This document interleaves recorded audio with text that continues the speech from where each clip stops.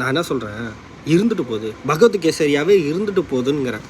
எனக்கு நினைவு தெரிஞ்சதுல இருந்து ஒரு படத்தை இப்படியெல்லாம் கொண்டாடுவாங்களா அப்படிங்கிறது நான் ஃபஸ்ட் டைம் பார்த்தது இவரோட படத்துக்கு தான். இவர் படம் ரிலீஸ் ஆகுது அப்படின்னால வந்து பார்த்திங்கன்னா ஒரு பெரிய ஆரவாரமாக இருக்கும், தேட்டரே ஆரவாரமாக இருக்கும். ஒரு 2-3 நாளைக்கு அப்படியே தேட்டரே ரொம்ப வலியும், அந்த அளவுக்கு தான் இருக்கும் இவருடைய படங்கள் எல்லாமே. இப்போவும் அப்படி தான் இருக்குது. இப்படி இவ்வளோ பெரிய ரசிகர் பட்டாளமே வச்சுக்கிட்டு ஒருத்தர் எனக்கு சினிமா இனிமேல் வேணாம், நான் ஒரு வேறு வேலையாக வெளியே வரேன் அப்படின்னு சொல்லி வெளியே வந்துட்டார்.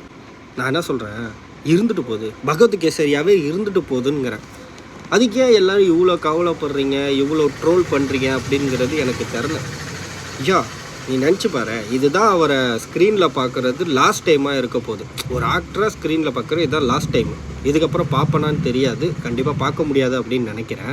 லாஸ்ட்டாக அவரை நான் ஸ்க்ரீனில் பார்க்க போகிறேன் அப்படிங்கிற எக்ஸைட்மெண்ட்டே எனக்குள்ளே அதிகமாக இருக்குது. எனக்கு அவரை பார்த்தா போதும், ஸ்க்ரீனில் அவரோட நடிப்பை லாஸ்ட் டைம் நான் பார்க்க போகிறேன் அப்படிங்கிறது எனக்கு, அவருடைய ரசிகர்களுக்கும் எல்லாருக்குமே அந்த படத்தை எப்படி தான் பார்த்தணுமோ, அவரோட நடிப்பை பார்த்தணும் அப்படிங்கிற ஒரு ஆர்வம் இருக்குது.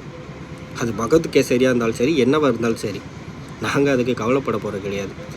எங்கள் அண்ணன் லாஸ்ட்டாக ஒரு படம் நடிக்கிறாரு, எங்களுக்கு அந்த படத்தை பார்த்தா போதும். நோ ட்ரோல், எதுவுமே வேணாமே, லாஸ்ட்டு படங்க. அப்படி யோசிச்சு பாருங்கள், ஒரே ஒரு டைம், லாஸ்ட் டைம் நம்ம எல்லோரும் ஆக்டர் விஜயை தேட்டரில் போய் பார்த்தோம்.